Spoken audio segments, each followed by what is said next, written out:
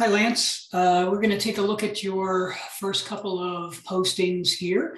So I'll get to screen sharing and give you some observations.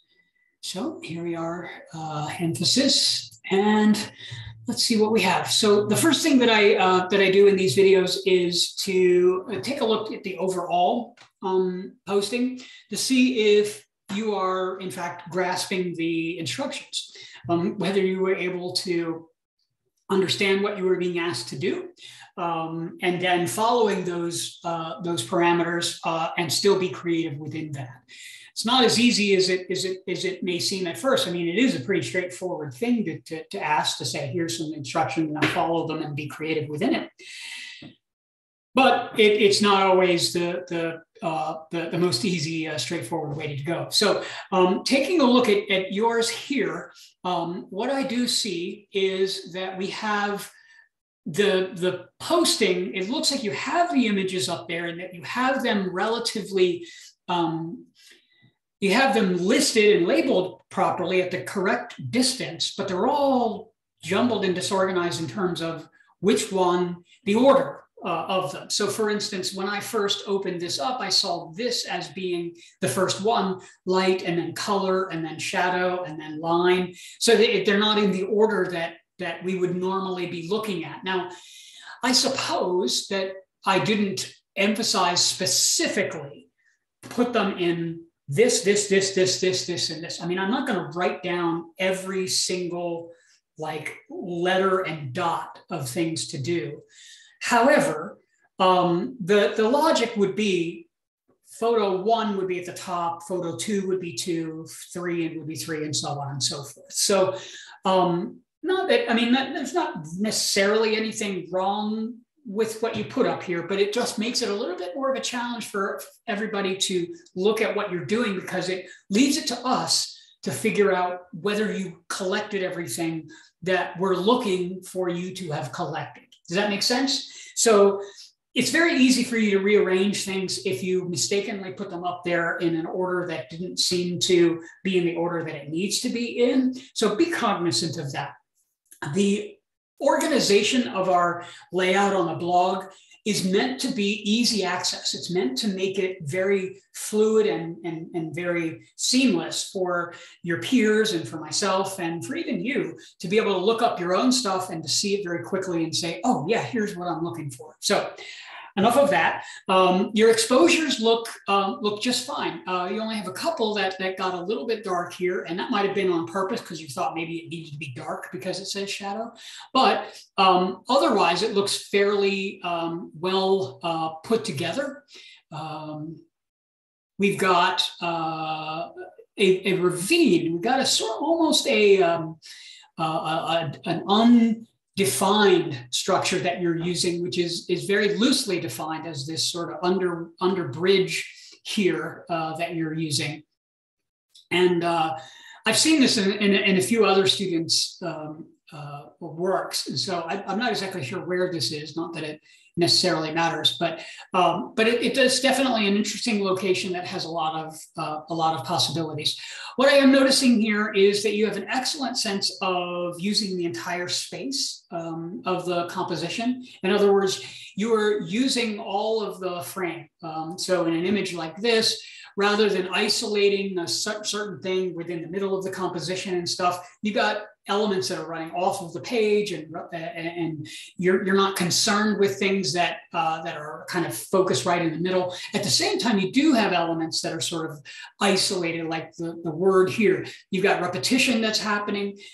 You've got a little bit of an offset here so that it's not totally straight.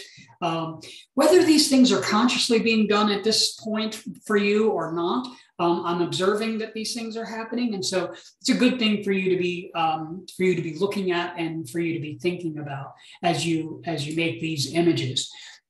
This is also a very good image because you're getting a lot of movement, except we don't need the sum there. I mean, this is just not, when we say, you know, if I were to say fish, and you took a picture of a fish, that wouldn't be what we would want to do, right? We want the concept of fish. So when we say light, it doesn't mean find a light and take a picture of it. You're not the only one that interprets it that way. Our challenge is really, what is light? Light is reflections. Light is how things is color. Light is, this image is as much about light as the picture of a sun. The problem with a picture of a sun, not only does it damage the camera, because this bright, intense light damages the camera, it also completely obliterates any attention that we might be able to give to everything else in the composition, because it's just, here, let me shine a bright light in the middle of your eyes. So it's very rarely going to be a very good idea. I know that might sound harsh, that I'm just sort of like coming down on it, but I want to make sure that I emphasize the idea that very rarely is this ever going to be a good idea for you to do, pointing your camera directly at the sun, not just for your own eyes. I don't want you looking at the sun, but I don't want you to think anybody else should be looking at the sun either in this way. It's not something you want to do. Now, if the sun happened to be up here behind this, and you saw this beautiful sort of bouquet is what this is called, kind of creeping out here, that would be a whole nother story, because then you're referring to something that's just not actually intensely hitting us over the face with it. So these are some of the observations that I'm having with your compositions, with some of the images that we're making here. Another observation that I'm having here is that I think your quality of light is excellent.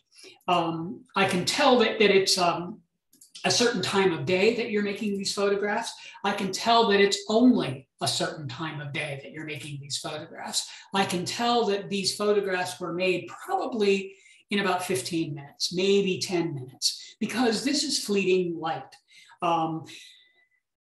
If you can make excellent photos like this in 10 minutes, imagine what you can make in 10 hours. Now, maybe you're not going to spend 10 hours. Maybe you're instead going to spend, 100 minutes on the image. So that'd be a little less than 2 hours on your photography outside of class. That would be amazing, right? If you could do excellent work in 10 minutes, imagine what fantastic, extraordinary stuff you could do in 2 hours.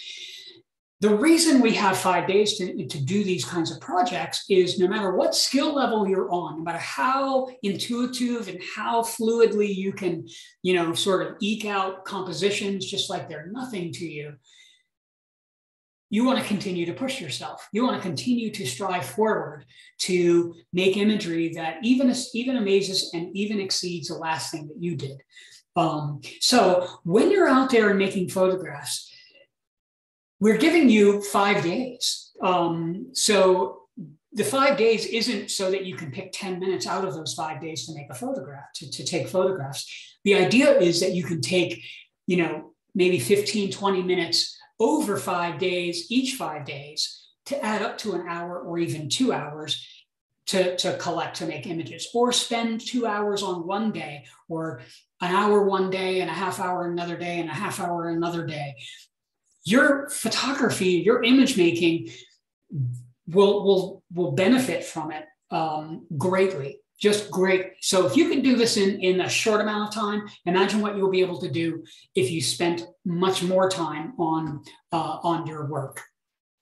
So let's take a look at the rule of thirds now, what we have here. Let's see, I might have passed it up already.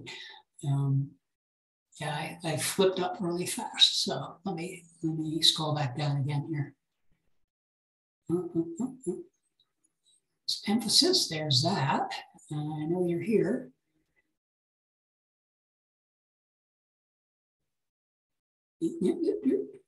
Where are you? There we are, Lance. Here we are. I feel like I'm gonna sneeze. Okay, so let's take a look at your rule of thirds. So again, overall, taking a look at the general compositions, it does look like this one was taken a little bit different times a day, maybe 2 different times during the day, possibly. from a certain distance, we are getting some variable aspect ratios. This means that we're getting different shapes that are going on within the images. I want to make sure that you are aware of this and you know what you're doing. So we generally don't want that. We generally want you to pick one and go with it. I don't care if you pick this. You know, if that's the aspect ratio you want to go with, you want to go with the panoramic cinematic overview look, awesome, go with that. I think it's a beautiful one. I happen to work in this aspect ratio all the time, but go with that through the entire series. When your imagery, particularly in these kinds of things, fluctuate all over the place, it just doesn't, it disconnects all of the photographs and gets them to feel not cohesive at all. So I would much rather you explore a single aspect ratio. So if you're having trouble with the settings on your camera and not able to keep them in one aspect ratio, then let's look at that. Otherwise, in moving forward, go ahead and keep the same aspect ratio setting. Don't fluctuate between this and that and this one, right? This is 16:9, this is 1:233. Now, I'm hoping you're not deliberately trying to crop these things, because that certainly isn't what we want to do. We don't want to crop at all. This is about seeing through the camera, not taking the picture and then later on deciding how we're going to compose them. That would be a mistake. That would definitely be a mistake. So let's look at these in terms of the overall compositions in terms of how we're looking. Wow, these are kind of bizarre looking as far as the quality of them. There's something happening with these images for you. They almost look like screenshots for some reason.